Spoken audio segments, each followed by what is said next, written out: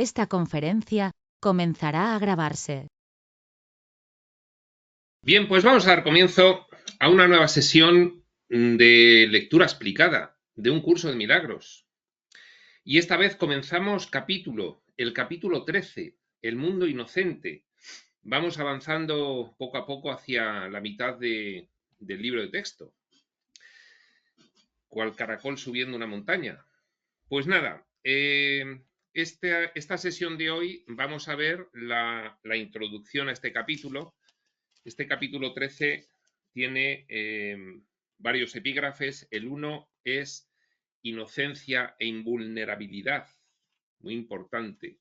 El 2, el inocente hijo de Dios, consecuencia del anterior. El 3, el miedo a la redención. ¿Qué obstáculos tenemos para reconocer nuestra inocencia? El número 4 es la función del tiempo. Pues desmenuzaremos la forma de ver las limitaciones que constituyen los obstáculos para el reconocimiento de la inocencia. Uno de ellos, cómo interpretar el tiempo en la experiencia humana. El quinto son las dos emociones, el amor y el miedo. No hay otras, de ellas dos derivan todas las demás. El sexto es cómo encontrar el presente. Una vez que hemos entendido lo que es el tiempo y la diferencia entre los dos tipos de experiencia humana que tenemos en todo momento, la del amor y el miedo, pues centrarnos en el presente como punto de unión de la emoción del amor con la experiencia humana. El séptimo es la consecución del mundo real, cómo nos puede llevar ese presente o eterno ahora a conectar con nuestra verdadera realidad.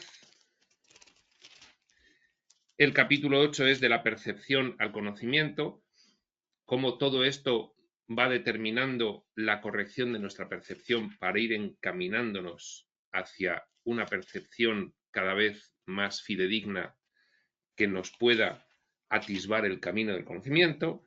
El 9, la nube de culpabilidad. Volvemos aquí a examinar los obstáculos a la inocencia. El 10, tu liberación de la culpabilidad. Examinamos cómo liberarnos de esos obstáculos a la consecución de la inocencia. El 11, la paz del cielo, el resultado de la eliminación de esos obstáculos, la paz de Dios que supera todo razonar. Es un capítulo largo, el capítulo 13, pues aproximadamente unas 38 páginas. Pues bien, hoy, sin más preámbulo, vamos a ver esta introducción, que ya es una introducción que tiene bastante carga conceptual. Y dice así: capítulo 13, El mundo inocente. Introducción, página 261 del libro regular. 1. Si no te sintieses culpable, no podrías atacar, pues la condenación es la raíz del ataque. Bueno, esto es algo que se ha explicado ya mucho y a menudo en estos 12 capítulos anteriores, pero lo vamos a recordar para ver un poco la mecánica. Sentirse culpable es una consecuencia de la creencia en el mal. La creencia en el mal es uno de los presupuestos del diseño de las experiencias en el plano físico-material, de la dualidad, de los opuestos, el bien y el mal, y por lo tanto, de la experiencia humana. La creencia en el mal da lugar directamente a sentirse uno malo, porque si uno cree en el mal, no puede escaparse de creer que el mal está en sí mismo. Cuando uno cree en el mal, tiene dos efectos principales. Proyecta esa creencia en el exterior, con lo cual, en el bucle proyección-percepción, percibe un mundo malo, porque es lo que está proyectando inconscientemente la idea del mal. Entonces, percibe la maldad fuera. Si percibe la maldad fuera, ratifica la idea del mal. Un segundo efecto de la idea del mal relacionado con este primero es que, por tanto, no puede evitar percibir el mal en sí mismo, con lo cual se siente malo él también. Cuando uno se siente malo, actualiza la idea del mal, dice cosas que representan la idea del mal, hace cosas que representan la idea del mal, con lo cual ejercita la idea del mal y por lo tanto ahí viene la culpabilidad. La culpabilidad es uno de los tres requisitos de la involución de la mentalidad que diseñamos para tener estas experiencias extremas. Los tres pilares son la creencia en el mal, la culpa y el miedo. Pues bien, si tú ves el mal en el exterior porque lo has proyectado, por lo tanto, lo ves en tu interior. Es decir, está en ti la idea del mal. Es decir, tienes una mentalidad dual. Y si tienes una mentalidad dual, por lo tanto, el primer efecto era que vas viendo el mal por todas partes. Y cuando tú ves el mal, lo condenas. ¿Por qué lo condenas? Porque como tú también sientes que el mal está en ti y lo has ejercido y te sientes culpable, para evadir la insoportable sensación de la culpa, la proyectas en el exterior. Yo no soy culpable, te dices a ti mismo conscientemente, aunque inconscientemente te sigues sintiendo culpable. Como es insoportable esa sensación, condenas el mal externo y le atribuyes la causa de tu sensación de malestar. Y entonces en eso consiste el ataque. Precisamente todo esto está relacionado con ese tercer pilar que decíamos, que es el miedo. Incluso la psicología reconoce que cuando alguien tiene miedo, las dos posibles reacciones que suele poner en práctica, yo diría que tres, se suele decir que son dos, la huida o el ataque. Pero también vemos en algunos comportamientos que es la parálisis. El miedo te hace huir, te hace atacar o te hace quedarte absolutamente paralizado, que en realidad es una huida de la consciencia. Es una huida de la consciencia. Quedarte paralizado puede acabar incluso quedándote inconsciente, desmayándote de miedo. Bueno, en realidad es una variante de la huida. Por lo tanto, si no te sintieses culpable, no podrías atacar. Claro, porque no percibirías el mal en tu interior, no proyectarías el mal al exterior, no sostendrías en tu mentalidad la creencia en el mal como elemento de la dualidad. Y por tanto, al no ver nada malo, ¿qué habría que atacar? Pero para eso, una señal inequívoca de que tú mantienes en tu mentalidad la creencia en el mal es que te sientes culpable, porque inconscientemente crees que eres malo y porque eso te ha llevado a actualizar el mal de palabra y de acción, no solamente de pensamiento. Si no te sintieses culpable, no podrías atacar, pues la condenación es la raíz del ataque. Efectivamente, veo el mal fuera de mí y para librarme de él lo asigno. No, el mal está ahí, no está aquí, está ahí, ahí. Y ese mal es el que genera el que yo me comporte de la forma en que me comporto. Con lo cual hay que erradicar ese mal, hay que condenarlo y extinguirlo. Y la historia de la humanidad es definible como la historia en la cual siempre se busca el culpable de todo lo que acontece para ajustar cuentas con él. Siempre se está buscando a alguien que deba pagar por lo que acontece, alguien culpable. Y esa es la proyección de todos los que se sienten culpables. Y esa es la base del diseño de la experiencia humana. La condenación es el juicio que una mente hace contra otra de que es indigna de amor y merecedora de castigo. Es que fíjate de dónde viene la culpa. Es que si tú crees en el mal, no puedes evadirte de pensar que tú eres malo. Y si piensas que tú eres malo, te condenas. Y cuando te condenas, te declaras indigno de amor. Eso es insoportable. Por eso proyectamos el mal al exterior. Indigno de amor y merecedor de castigo. Y luego, ¿por qué la gente tiene vidas tan escabrosas, con tantos acontecimientos trágicos y desgracias? Porque al creer en el mal, se siente culpable, ejercita el mal, lo actualiza, lo percibe inconscientemente en sí mismo y proyecta la maldad fuera de sí. Y eso se consigue de dos maneras: creando inconscientemente acontecimientos trágicos para ti y atribuyendo el mal al exterior para condenarlo, derivar fuera tu responsabilidad en todo aquello y de esa manera intentar librarte de la sensación de culpa y de indignidad del amor.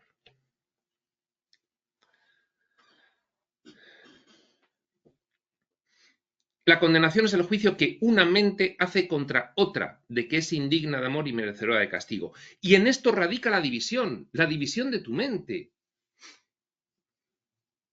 Porque el diseño de separación de la experiencia humana te hace pensar que los demás son otros diferentes a ti.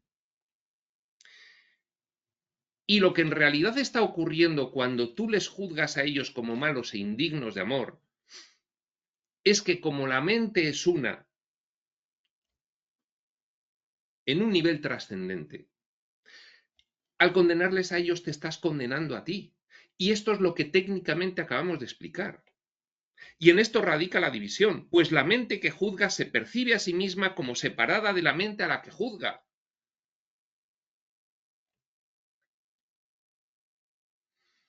Fomenta la separación y ratifica en ella misma, al condenar y juzgar, al percibir el mal en el exterior por haberlo proyectado y luego condenarlo, luego juzgarlo, está perpetuando en sí misma, ratificando y fortaleciendo la creencia en el mal en su mentalidad. Con lo cual es un círculo vicioso que puede acabar con los momentos álgidos más escabrosos de este mundo, como las guerras mundiales o como las etapas negras de la Edad Media o en fin, la etapa romana, esclavización, tortura sistemática, porque el círculo vicioso puede llegar a extremos de terror. Y en esto radica la división, pues la mente que juzga se percibe a sí misma como separada de la mente a la que juzga, creyendo que al castigar a la otra mente puede ella librarse del castigo. No, no, el culpable eres tú, yo no tengo la culpa. Tú eres el culpable, tú eres el malo, tú mereces castigo, te voy a castigar, porque eres el que ha generado en mí este mal. No, no, no. La única causa de tus males es tu creencia en el mal, tu mentalidad polar, tu mentalidad dual. Todo esto no es más que un intento ilusorio de la mente de negarse a sí misma y de eludir la sanción que dicha negación conlleva. Yo no soy responsable de nada. Estás negando que eres un creador de realidad. Todo es externo y me viene a mí. Soy una víctima. Estás negando los poderes de tu mente. Estás negando la prerrogativa de creador de realidad de tu mente, que es la mente del espíritu, en lo profundo. Todo esto no es más que un intento ilusorio de la mente de negarse a sí misma y de eludir la sanción que dicha negación conlleva. La sanción que conlleva la negación es el sufrimiento. Si tu mente no puede nada, eres una víctima. Ya, pero yo no quiero ser una víctima, por eso castigo a aquellos que me causan este mal. Estás intentando eludir la sanción que negar tu propia mente conlleva. Si tú niegas el poder de tu mente, entonces vas a vivir una vida de víctima, por negar el poder de tu mente. ¿Y cómo eludo ser una víctima? Castigando todo lo que veo fuera de mí lo castigo para que erradicar el mal de fuera de mí y que no me vuelva a suceder nada porque me han robado, han violado a mis hijos, en fin, me han intentado asesinar y no sé qué. Pero es que estás olvidando que al negar el poder de tu mente, al eludir la responsabilidad de reconocer el poder de tu mente, estás creando tu realidad, tú mismo, esa realidad para ti basada en la creencia en el mal.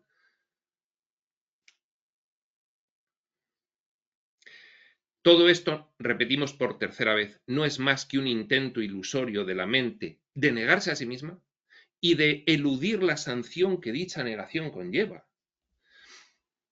No es un intento de renunciar a la negación, sino de aferrarse a ella, que no, que yo no tengo nada que ver con los acontecimientos trágicos que me suceden, que son los demás, que son unos cafres, hijos de cafre. No, yo no soy.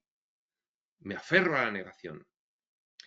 Pues la culpabilidad es lo que ha hecho que el Padre esté velado para ti y lo que te ha llevado a la demencia. Por supuesto que sí, es un alejamiento. Niegas el poder de tu mente, con lo cual niegas que tu mente tenga nada que ver con tu concepto de Dios, que bueno, pues por bajo que sea tu concepto de Dios y burdo y rudo y pues algún concepto, pero claro, si tú niegas que tengas nada que ver con Dios porque eres un pecador, todos somos pecadores, y tú no tienes poder y el mal está por todas partes acechándote, no puedes conocer a Dios de ninguna de las maneras. Ni siquiera puedes conocer lo que tu distorsionado concepto de Dios te podía permitir. Por ejemplo, el Dios de la religión. Ni siquiera eso. Cuanto menos el concepto algo más elevado de Dios que nos enseña la espiritualidad profunda y que nos abre un camino de atisbar conceptos cada vez mayores. La culpabilidad es lo que ha hecho que el Padre esté velado para ti. No que Él se vele, sino que tú le velas. Y lo que te ha llevado, por supuesto, a la demencia, claro. Una desconexión de tu verdadera naturaleza te lleva a la demencia. Esto lo vemos en los hospitales psiquiátricos todos los días. ¿Qué es lo que lleva a la demencia? Perder la noción de sí mismo. De una manera o de otra. Incluso del personaje. 2. La aceptación de la culpabilidad en la mente del Hijo de Dios, es decir, sostener la creencia en el mal de la cual no te puedes escabullir, porque si crees en el mal no puedes evitar creer que eres malo. Y eso implica que te sientas culpable. Y eso puede llegar a formar parte de las religiones. No, la culpa, eres culpable y no sé qué. La aceptación de la culpabilidad en la mente del Hijo de Dios fue el comienzo de la separación. Bueno, claro, esto sucedió en ese proceso de la separación que explica un curso de milagros y sobre cuya explicación luego se han dado explicaciones bastante más detalladas y floridas, ¿no? El proceso de separación, por recordarlo una vez más, consiste en... Si nos metemos en esto, no vamos a terminar la introducción, pero bueno, ya que lo hemos dicho, pues habrá que meterse. Padre, yo quiero experimentar. Así paraboliza una cierta explicación del proceso de separación que existe por ahí y que es muy, por lo menos yo lo he explicado así varias veces. Padre, yo lo quiero todo. Claro, hijo, tú eres igual a mí, tú lo tienes todo. Ya, padre, pero yo es que también quiero ser tú y ser el creador principal. Hijo, eso no puede ser, es la ley de causa y efecto. Yo soy causa y tú eres mi efecto, pero en lo demás eres igual que yo. Bueno, pues aún así, quiero experimentarlo. Sí, pero si lo experimentas, no va a ser real, va a tener que ser irreal, porque nunca, si yo soy causa, si la reunión de todos mis hijos, que es lo que soy yo, es la causa, vosotros nunca podréis ser la causa. La causa primera soy yo, vosotros sois mis efectos, pero podéis ser causa de todo aquello que queráis, igual que yo, salvo de mí. Ya, bueno, pero queremos experimentar ser nosotros creador principal. Bueno, pues para eso tendréis que soñar. Bueno, pues comienza el sueño y, claro, para que el sueño tenga visos de verosimilitud, para que parezca verdad, pues implica un olvido completo de que esa conversación se produjo. Entonces, cuando uno se cree el creador principal, para ello se ha tenido que separar del creador principal y no verle, y entonces empieza a sentir una sensación de culpa porque se ha separado del creador principal y esa culpa no la soporta, y entonces la proyecta. ¿Y sobre quién la proyecta? Sobre el creador principal. Y le atribuye al creador principal que él le ha expulsado de su lado, cuando en realidad está soñando porque quiso soñar, pero se ha olvidado de que quiso soñar eso. Dentro del sueño piensa, me ha expulsado el creador principal, porque no puedo soportar el hecho de pensar que me he separado yo de él. Y al proyectar esa culpa surgió la creencia en el mal, porque por primera vez el hijo soñador contempló al creador principal como malo, pensando que le había expulsado, para quitarse la culpa de pensar que se había separado él mismo, porque era insoportable. Se iba dividiendo la mente y distorsionándose cada vez más. Y de ahí surgió también el miedo. El miedo es el creador principal me ha expulsado, es malo, quiere perjudicarme. El hijo ya se volvió completamente demente. Esta es la historia, la parábola que se cuenta sobre el proceso de separación. Y ahí vemos los tres elementos, creencia en el mal, culpa y miedo, como elementos inaugurantes de la posterior exploración espaciotemporal, todo ello enmarcado en el propósito de explorar la limitación por el espíritu. Bueno, en fin. La aceptación de la culpabilidad en la mente del Hijo de Dios fue el comienzo de la separación.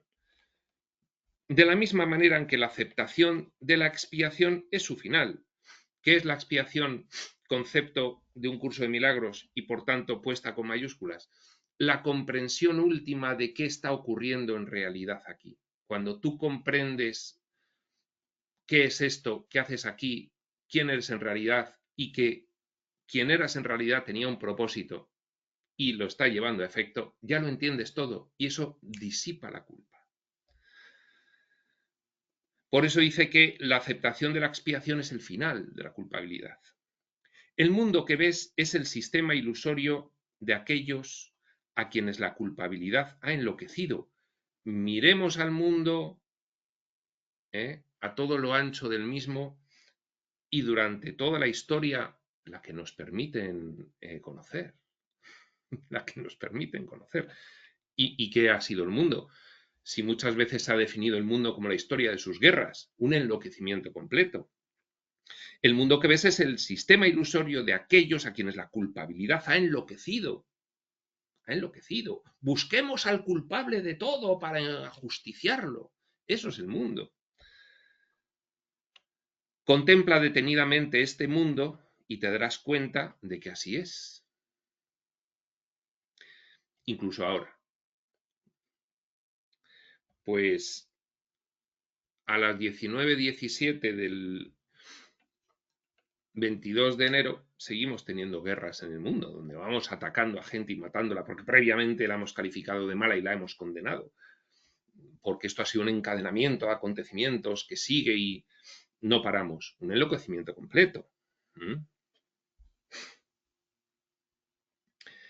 Pues este mundo es el símbolo del castigo, y todas las leyes que parecen regirlo son las leyes de la muerte.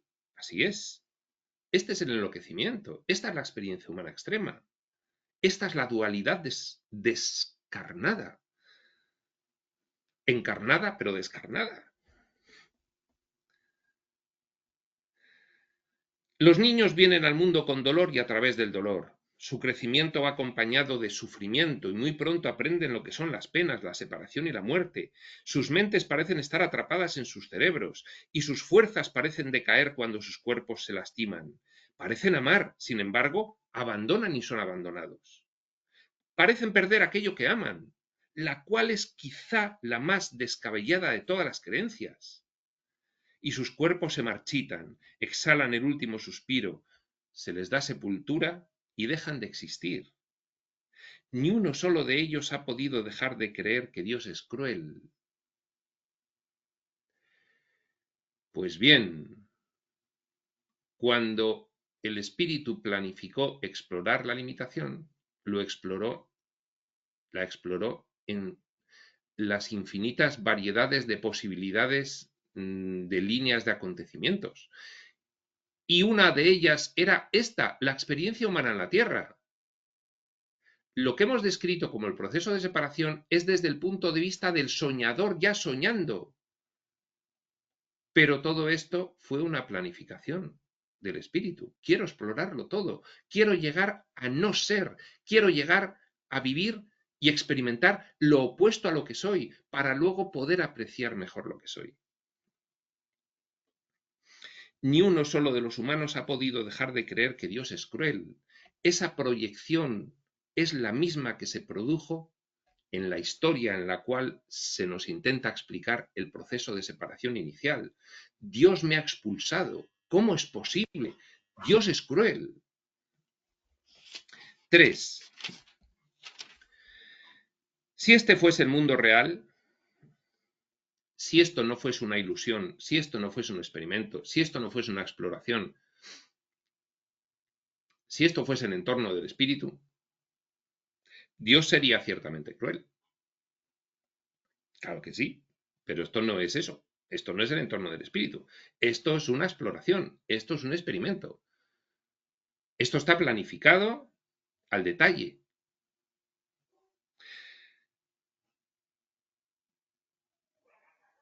Pero si esto fuese el entorno del espíritu, Dios sería ciertamente cruel, pues ningún padre podría someter a sus hijos a eso como pago por la salvación y al mismo tiempo ser amoroso. Claro, claro. Pero esto no es la realidad.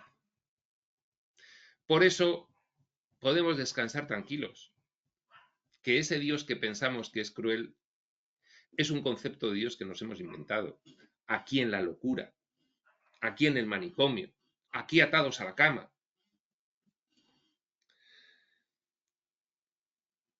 El amor no mata para salvar. Si lo hiciese, el ataque sería la salvación. Y esta es la interpretación del ego, no la de Dios. Bueno, y sigue siendo, en una forma bastante más velada que en la época de las cruzadas, la interpretación de las grandes religiones. ¿Qué duda cabe? Porque todo lo que no es amor perfecto es miedo, por lo tanto odio y ataque, y exclusión. Y eso lo seguimos viendo. Solo el mundo de la culpabilidad podría exigir eso, que la salvación se consiguiese mediante el ataque. Solo el mundo de la culpabilidad. Solo si te sientes culpable, proyectas esa culpa, ves el mal fuera de ti y para librarte de la culpa inconsciente, atacas el mal para extinguirlo y dejar de ser una víctima en vez de asumir la responsabilidad propia en todo lo que te acontece. Y desempoderarte completamente. Yo no soy el creador de esta mierda, de esta realidad horrorosa. Son todos esos cafres que hay por ahí. Solo el mundo de la culpabilidad podría exigir eso, pues solo los que se sienten culpables podrían concebirlo.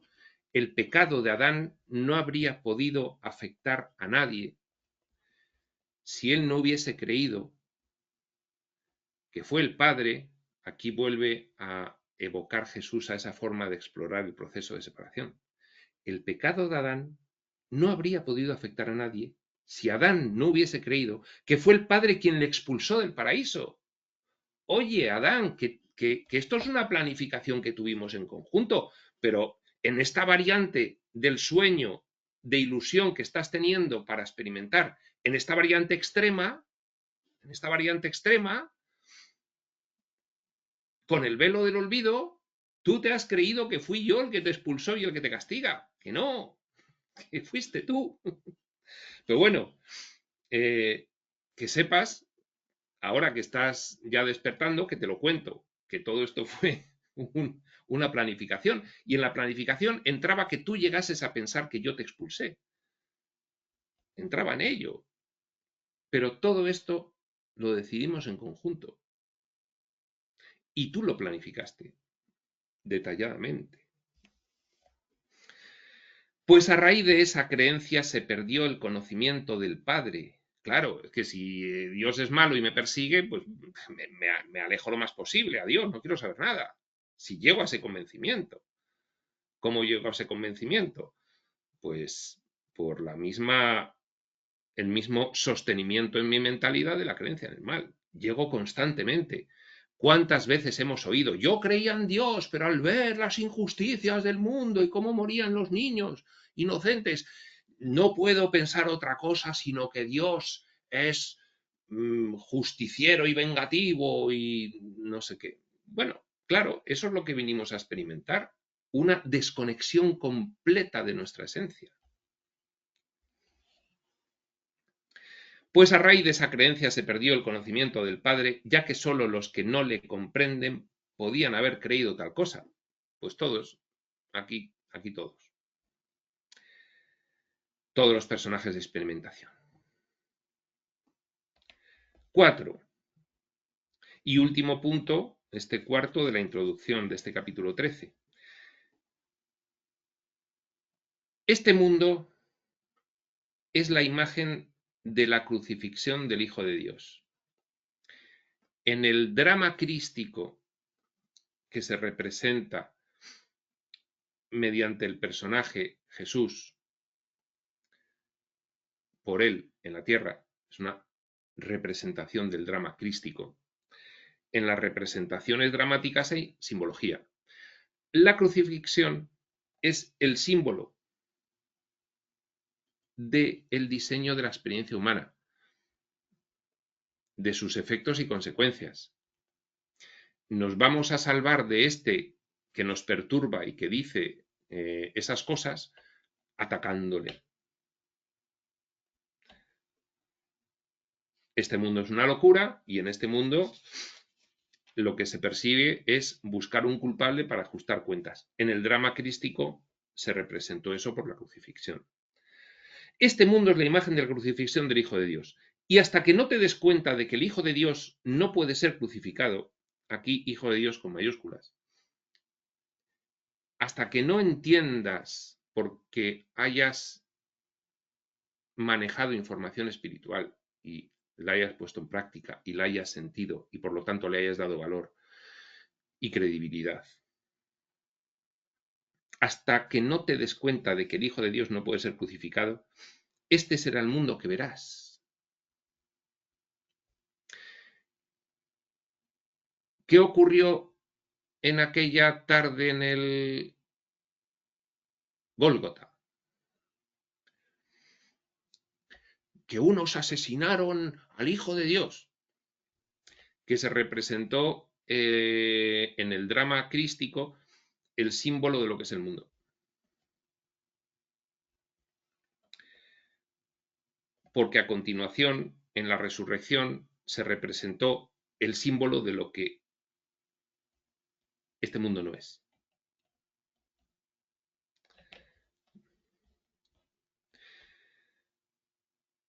Pero hasta que no te des cuenta de eso, hasta que no te des cuenta de que el Hijo de Dios no puede ser crucificado, sino que fue una representación de un drama, porque todo esto es la representación de un drama. Este será el mundo que verás. ¿Cómo te das, qué consecuencia tiene integrar la idea de que todo esto es la representación de un drama? ¿Qué consecuencia tiene? Pues que dejas de ver malos, dejas de creer en el mal, abandonas la culpabilidad y dejas de percibir un mundo culpable, malo, condenable y atacable. Abandonas la creencia en el mal de tu mentalidad, superas la dualidad de los opuestos, los integras y ves con visión espiritual, con visión trascendente, y ves el propósito del espíritu. Y solo ves a Dios en todo lo que ocurre. Fácil no es. Esta es la experiencia humana extrema. Fácil no es. Pero es que no es de otra manera. Por mucho que se haya establecido un diseño extremo, en esta variedad de las infinitas variedades de exploración de la limitación por el espíritu, por mucho que se haya establecido un diseño extremo, no deja de ser lo mismo.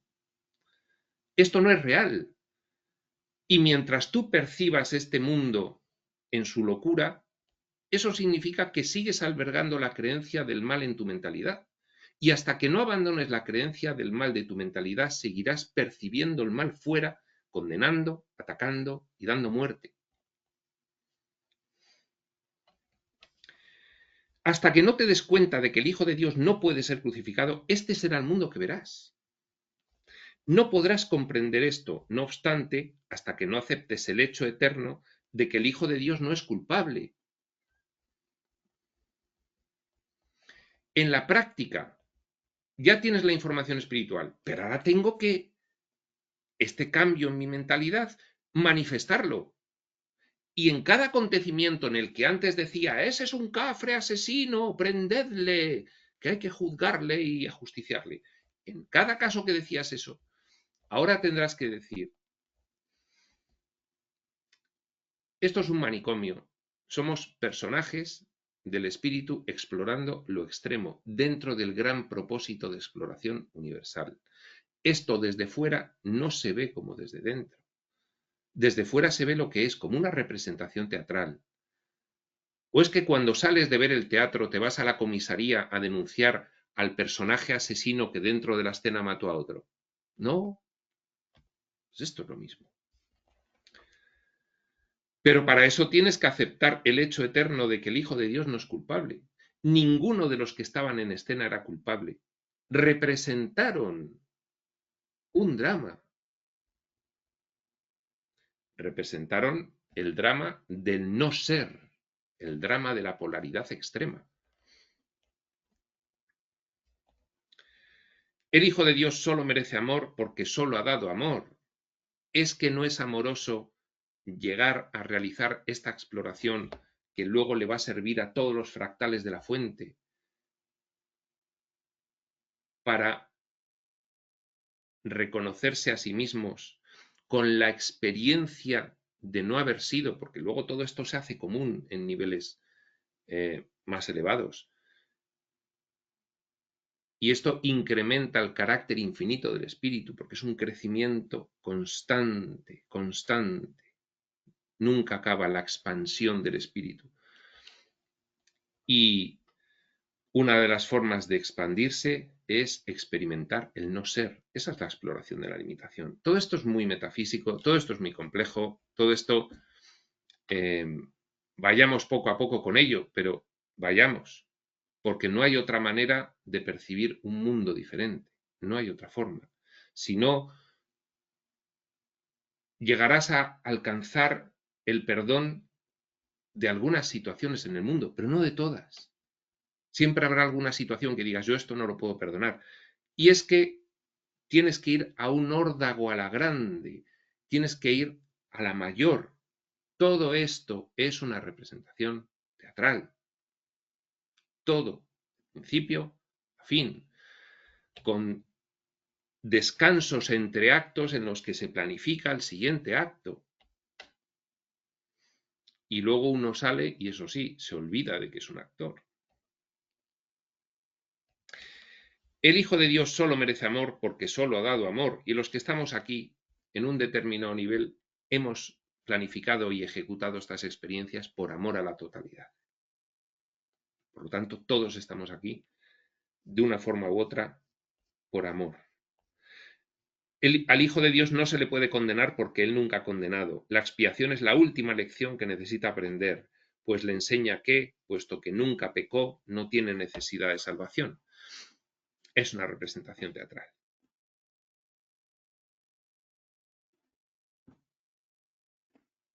Mientras no se alcance la integración de esa idea, no se ha conseguido eliminar la creencia en el mal de tu mente y se sigue instalado en la más extrema de las dualidades o polaridades. Bueno, pues aquí acaba esta introducción de 4 puntos de este capítulo 13, El mundo inocente, de 11 puntos que vamos a ver. El primero de ellos en la siguiente sesión, el número 1, inocencia e invulnerabilidad, con el que continuaremos, pero eso será en otro momento y hasta entonces, prospector.